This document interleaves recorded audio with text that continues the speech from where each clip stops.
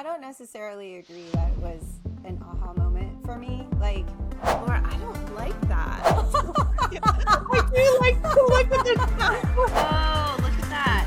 Sneaky. so you can't edit.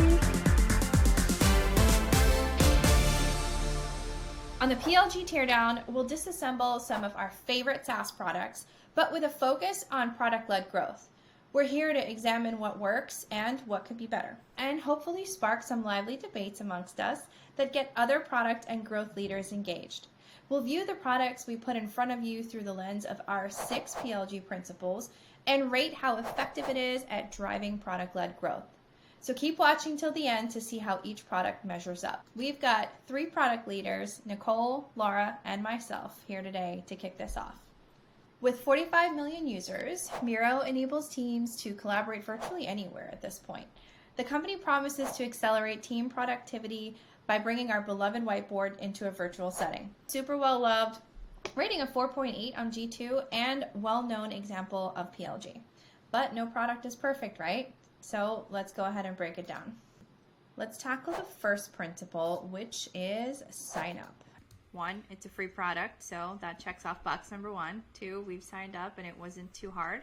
Nicole, I think this is something you'd really appreciate. You think of what Miro is, they're a collaboration tool. They have included invites before the user gets to the aha moment, right? So they are asking you to do another thing. So you get to verify your email and they're asking you to invite. So as you add steps along the way, you are risking that they will drop off and not come back. But I think for Miro, this makes sense, right? It is a fundamental core part of their offering. Miro works when you invite others to be part of it. And they just really did such a beautiful job. It's quick, it's easy. People are more responsive in Slack than probably in their Gmails nowadays. Principle 2, aha moment and usability. Let's look at how they're tailoring their onboarding to their brand new users. I picked ideation and brainstorming. And I will say when I landed on this page, I thought it was, it's making me choose. And I always worry about sort of choice over direction. But I felt like that sort of pause of reading all of them was worth it, given that I land on the templates for ideation and brainstorm, right? So time to aha moment fast. I don't necessarily agree that it was an aha moment for me. Like, maybe I'm a commitment phobe, but I felt like maybe that was a little bit too much commitment to make me choose, like, right off the bat what I wanted and how I wanted my workflow. And I kind of wanted to be able to see, like, more and what other options are there. Nicole, let's dive into a template of your choice. Well, I'm going to be honest. I usually just create my own. But I do like to look at the templates, and I always think someday maybe I'll use them. But I usually just start with an empty one. Then let's start empty. That's exactly You're not alone. Like, you're just kind of like frozen by all the options that you have in front of you, and then you just can't pick. Well, we're in. And it's blank, so we can do whatever we want. Not only I got the templates, even though I didn't use one, I now have a video. And actually, the video is really good because it connects again. Why did I come here? Not only are they telling me about their ideation and brainstorming templates and what they do, they also are like plugging the thing that will grow their business, and virality is the invite. So I appreciated that, and I learned a couple little things actually from watching the video, even though I've been even a long-term user. The habit is that you're creating boards and that it's an easy place to come back to, and you're doing it over and over. So in an experience that's really positive, you're going to want to just move forward, and it creates an action-based free trial or free experience. I think it's super interesting how they do that. And again, they've done a really good job of making it easy to create additional boards, invite others, moving along in your experience. Why don't we take a look at what they lay out for us as part of purchasing and part of upgrade. So here's some really cool features you might want to use for any workshops or brainstorming, like dot voting or a timer, and it's pretty clear right here, like the call to action is if you really want to use this and enhance this really cool tool, you need to upgrade and pay. But they leave other things like notes and chat, like regular chat, not video, because like you could do that anyway. So it was kind of like, here, you can have these things. They're cool to do in here, but really like you want these other features that are more at a premium. There are a couple things that Miro does that makes me feel like they're losing my trust a little bit. I don't know if it's intentional or just a little bit of a miss, but Laura, I don't like that it's a mix and match of like, these are paid features and these are not. When I see those icons, you really have to, and they kind of force you to go through them, and they have beautiful empty states, with images. I mean, it's really well done, but some are paid and some are part of what you have in free. So I would just like to know before I have to go through all of them and click on them. So that makes me feel a little unhappy, but I do think it's great that they have the two ways really to kind of force you, two little rounds of paywalls, right? They have certain features that maybe you really, really care about, like a timer, but they also have boards. So you're only allowed 3 boards. And since we're only at 1 board, the only sort of driver to purchase here is these features. And actually, it's kind of hard to find how to pay if you are if you haven't hit the board limit and you haven't chosen a feature. I did not know about that 3 limit. That's an interesting call out.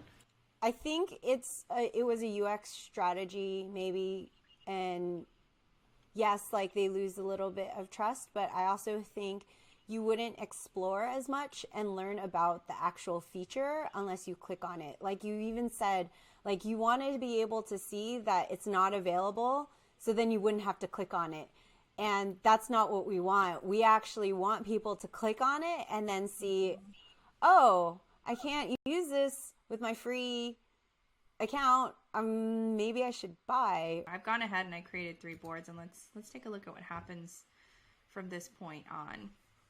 You've reached the limit of 3 editable ones. Upgrade to create unlimited editable ones.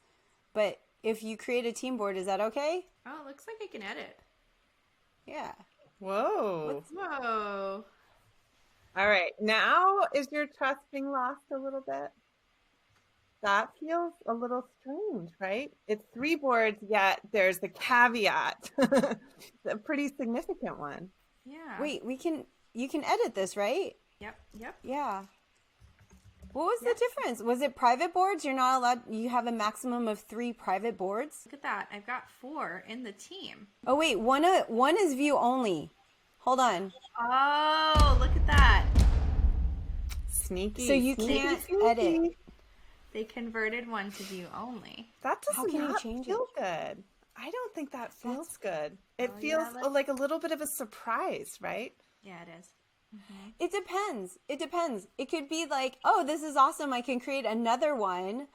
It's just that you didn't know that you were going to get one turned off. It's the transparency that like it's fine that they do that. Of course. I mean, it's actually perfect for their business, right? But you'd like to know a little, like to have better messaging so you understand what's happening, I think, along the way. Yeah. Well, let's take a look then at what happens when we go to upgrade.